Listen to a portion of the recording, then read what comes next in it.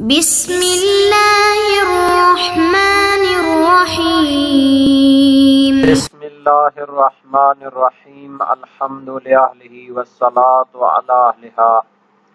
عزیز طلبہ السلام علیکم ورحمۃ اللہ وبرکاتہ۔ شرح العلوم اول کتاب الصلاۃ درس نمبر 32۔ مسلم آبادی کے شہر کے قبلہ پر اعتماد کرنے کے حوالے سے گفتگو ہوگی۔ مسلم آبادی کے شہر کے قبلہ پر اعتماد کرنے کے جواز کو بیان کیا جائے گا اور جواز اعتماد کے حکم سے مستثنا صورت کو بھی ذکر کریں گے۔ تیامن اور تیاسر کے متعلق اجتہاد کا مطلق جواز ذکر کیا جائے گا اور خود تیامن اور تیاسر کا مفہوم بھی ذکر کیا جائے گا۔ علماء کے نظریات اور فقہی آراء پر بحث ہوگی۔ محراب مجہولہ پر اعتماد کرنے کا حکم بھی ذکر ہوگا اور متعلقہ مسائل و نظریات بھی بیان ہوں گے۔ سب سے پہلے عبارت کو دیکھتے ہیں۔ فرمایا وَيَجُوزُ أَن يُعَوَّلَ عَلَى قِبْلَةِ الْبَلَدِ مِنْ غَيْرِ أَن يَجْتَهِدَ إِلَّا مَعَ عِلْمِ الْخَطَأِ فَيَجِبُ حِينَئِذٍ الْاجْتِهَادُ وَكَذَا يَجُوزُ الْاجْتِهَادُ فِيهَا تَيَامُنًا وَتَيَاسُرًا وَإِن لَمْ يَعْلَمْ الْخَطَأَ۔ اور جائز ہے کہ اعتماد کیا جائے مسلمان کے شہر کے قبلہ پر بغیر اس کے کہ اس کے بارے میں اجتہاد کرے۔ اس کے مقدمہ کے طور پر عرض کریں کہ یہ جو قبلہ ہوتا ہے اس کی تعیین کے لیے بہت ساری چیزیں اب ہمارے سامنے آ چکی ہیں۔ سب سے پہلے تو معصوم علیہ السلام کا جو قبلہ ہے اگر اس کا ہمیں علم ہو جاتا ہے تو اس کے ذریعے قبلہ کی سمت معلوم ہو جاتی ہے۔ پھر تھا کہ علم نجوم اور علم فلکیات کے ماہرین نے جو علامات وغیرہ بیان کی ہیں اس کے ذریعے اگر علم ہو جاتا ہے تو اس پر بھی اعتماد کیا جا سکتا ہے، جیسے قبلہ نما وغیرہ انہوں نے بنائے ہیں۔ فقہا نے جو علامات ذکر کی ہیں جیسا کہ اس سے پہلے عراق، شام، یمن اور مغرب والوں کے جو علامتیں تھیں فقہا کی بیان کردہ وہ ذکر ہو چکی۔ خبر واحد جو سچا شخص کسی شہر کے یا کسی علاقے کے قبلہ کے بارے میں بیان کرتا ہے تو اس پر بھی اعتماد ہو سکتا ہے جس سے اطمینان حاصل ہو جائے۔ تو اگر علم و یقین کے راستے بند ہو جائیں تو اب وہ کیا کرے؟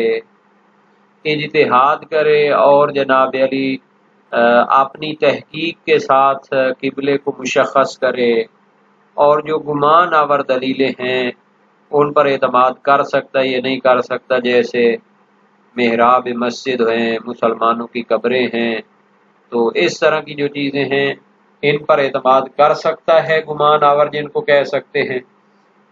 اور یا اس پر اعتماد نہیں کر سکتا اور فقط وہ کیا کرے گا؟ اجتہاد ہی کرے گا جب وہ پہلے والی علامات اس کے پاس نہیں ہیں جو یقین آور تھی۔ تو شہید اول تفصیل دیتے ہیں کہ قبلہ اہل بلد یعنی مسلمانوں کے شہر میں جو قبلہ موجود ہے مسجد وغیرہ کا اس کے ذریعے قبلہ کی سمت مشخص ہو سکتی ہے اور اس پر اعتماد کیا جا سکتا ہے اور اس کے مقابلے میں اجتہاد کرنے کی ضرورت نہیں ہے، کہ ایسا تو نہیں ہو سکتا کہ سارے مسلمان ان کے جو قبلہ ہے وہ صحیح نہیں ہے اور اس کا اجتہاد کسی اور طرف جناب علی وہ نتیجہ نکالے۔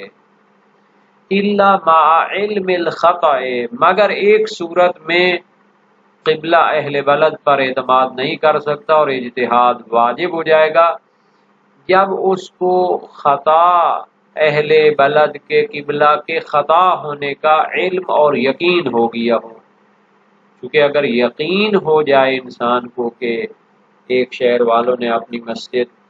کسی بھی مسائل کی وجہ سے انہوں نے کیا کی تھی اس کا قبلہ درست نہیں رکھا، تو پھر اگر یقین ہو تو اس وقت واجب ہے کہ وہ اجتہاد کرے، خود تحقیق کرے کہ قبلہ کس طرف ہے۔ وَقَذَا يَجُوزُ الْإِجْتِهَادُ فِيهَا تَيَامُنًا وَتَيَاسُرًا، اسی طرح قبلہ کے بارے میں اجتہاد کرنا جائز ہے تیامن اور تیاسر کی غرض سے، یعنی اصل قبلہ تو درست ہے لیکن تھوڑا سا جناب علی اس کا مائل ہونا دائیں کی طرف یا مائل ہونا بائیں کی طرف، اس کی وہ تحقیق کرنا چاہتا ہے۔ دیکھیں اب مساجد یا مسلمانوں کے جو قبلے بنے ہوتے ہیں تو ظاہر ہے وہ پرانے دور کے جناب علی جو کچھ ان کے پاس وسائل تھے اس کے مطابق وہ کیا کرتے ہیں، انہوں نے بنائے ہوئے ہیں، تو اس میں خطا کی گنجائش ہوتی ہے۔ تو اگر انسان تحقیق مزید کرنا چاہے اور جدید جو قبلہ نما ہیں یا اجتہادات کے طریقے ہیں ان کو عمل میں لانا چاہے تو پھر اس میں کوئی ممنوعیت نہیں ہے، لیکن پورے قبلہ کی جہت کوئی جناب علی وہ ریجیکٹ کرے یا اس کے مقابلے میں کوئی اجتہاد کرے تو وہ جائز نہیں ہوتا، لیکن اس کی مزید یعنی تحقیق کرنا اور قبلہ کی جہت کے اندر جناب علی دقت پیدا کرنے کے لیے تھوڑا سا دائیں یا تھوڑا سا بائیں جو فرق رہ گیا ہے، درجات سینٹی گریڈ جو ہوتے ہیں ان کی تحقیق کے لیے وہ کیا کر سکتا ہے، اجتہاد کر سکتا ہے۔ وَإِن لَمْ يَعْلَمْ الْخَطَأَ، اگرچہ اسے خطا ہونے کا یقین اور علم نہ ہو، کیونکہ اس صورت میں وہ کیا کرے گا، مزید دقت کے لیے کر رہا ہے تو اس میں تو اختلاف نظر ہو سکتا ہے اور جدید وسائل یا اس کا جو اجتہادی ذرائع ہیں اس سے مزید دقت پیدا ہو سکتی ہے، اس کو منع نہیں کیا گیا۔ وَالْمُرَادُ بِقِبْلَةِ الْبَلَدِ مِحْرَابُ مَسْجِدِهِ، اور شہر کے قبلہ سے مراد کیا ہے ان کی مسجد کا جو محراب ہے، وَتَوَجُّهُ قُبُورِهِ، اور چونکہ جو مسلمان ہیں وہ جو قبریں بناتے ہیں تو وہ بھی ایسی سمت پہ بناتے ہیں کہ اس کے ذریعے بھی ہم قبلے کو مشخص کر سکتے ہیں۔ وَنَحْوِهِ، اور اس طرح مثلا وہ کس سمت میں اپنے جو ہے جانور ذبح کرتے ہیں، باقی جن چیزوں میں قبلہ شرط ہوتا ہے تو مسلمان چونکہ قبلہ کی جہت کا خیال رکھتے ہیں ان پر اعتماد ہو سکتا ہے۔ وَلَا فَرْقَ بَيْنَ الْقَبِيرِ وَالصَّغِيرِ، اور اس میں فرق نہیں ہوگا کہ وہ چھوٹا ہو یا بڑا ہو، یعنی شہر چھوٹا یا بڑا ہو، مسلمان ایک تو ہونا نہیں ہے کہ صرف ہم کہیں کہ اس میں چھوٹے مسلمان ہیں یا بڑے مسلمان، بلکہ یہاں مراد کیا ہے شہر وہ چھوٹا ہو یا بڑا ہو۔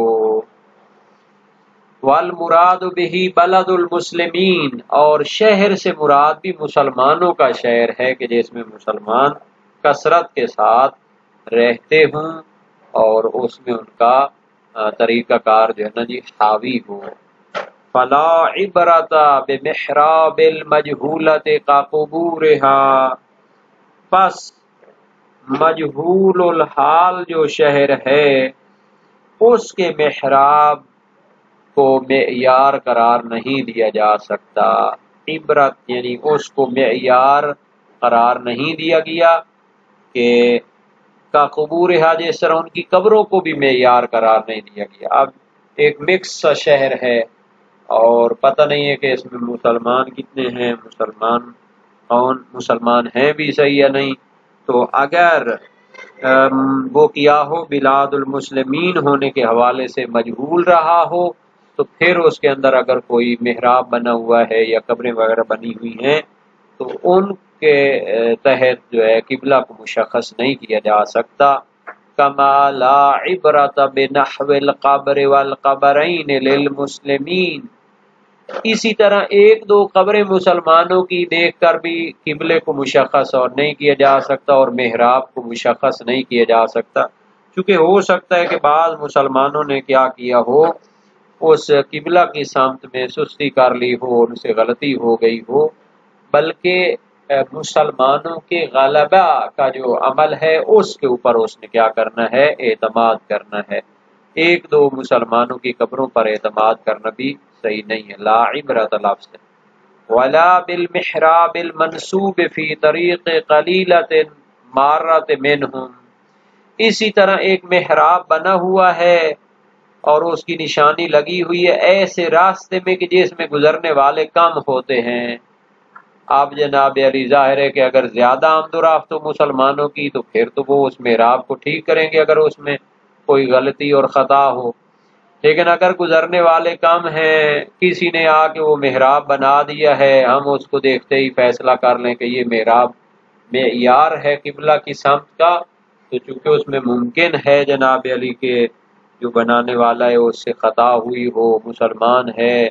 یا مثلا کون ہے، تو تقریباً یہ کیا ہو جائے گا پھر قلیل المارہ، کم گزرنے والوں کی وجہ سے اس کا بھی جو اتھینٹسٹی ہے، قابل اعتماد ہونا ہے، اس میں اشکال پیدا ہو جائے گا۔ تو یہ جو بحث ہے اس کے حوالے سے عرض ہے کہ مسلمانوں کے قبلے پر اعتماد کرنا، نماز میں جو اپنی مثلا قبلہ رخ کھڑے ہوتے ہیں، محراب جو بناتے ہیں، قبروں کو جو وہ درست کرتے ہیں، تو اس پر سیرت قطعی موجود ہے، یعنی تمام مسلمان قبلہ جو مسلمانوں کا ہوتا ہے اس پر اعتماد کرتے چلے آئے ہیں۔ تو یہ اس صورت میں تو واضح ہے کہ جب علم و یقین کے ذرائع موجود نہ ہوں، جیسا کہ منتہی المطلب میں علامہ ہلی نے فرمایا ہے، بلکہ یہ غالب علماء کے قول سے ظاہر یہی ہوتا ہے کہ اگر علم و یقین کے ذرائع نہ ہوں تو پھر تو آپ ان پر اعتماد کر سکتے ہیں۔ جواہر میں ہے کہ یہ اس صورت کو بھی شامل ہے کہ جب علم اور یقین کے ذرائع پر قدرت رکھتا ہو، تو اس کی دلیل نہیں ہے، چونکہ اعتماد کرنا مسلمانوں کے شہر کے قبلہ پر یہ امارات ظنیہ میں سے ہے، یعنی یہ ظن آور دلیل ہے۔ تو اگر علم و یقین ممکن ہو تو پھر اس پر اعتماد، اس ظنی دلیل پر اعتماد نہیں کیا جا سکتا۔ ہاں، مسلمانوں کے شہر کے قبلہ پر اعتماد کرنا جب اس کی بنا غلطی پر ہونا معلوم نہ ہو تو اس سے اطمینان حاصل ہوتا ہے اور وہ عرف کے نزدیک علم عادی شمار ہوتا ہے۔ یعنی جب سارے شہر کے مسلمان ایک قبلہ اور ایک محراب پر متفق ہو گئے تو اس کو کس نے کہا جی ظنی دلیل ہے؟ جناب علی کوئی ایک آدھ بندہ مسلمان تو عمل نہیں کر رہا نا، اس میں تو بہت زیادہ لوگ ہیں، تو اس سے ہمیں اطمینان حاصل ہو جاتا ہے، وہ بھی ایک علم کی اور اطمینان بھی علم و یقین کی قسم ہوتی ہے۔ تو بہرحال اس پر جب اعتماد ہو سکتا ہے تو پھر اس کے مقابلے میں اجتہاد نہیں کیا جا سکے گا، کیونکہ یہ اجتہاد پھر شخصی بن جاتا ہے، تو اس طرح تو پھر معاشرہ جو ہے مسلمانوں کا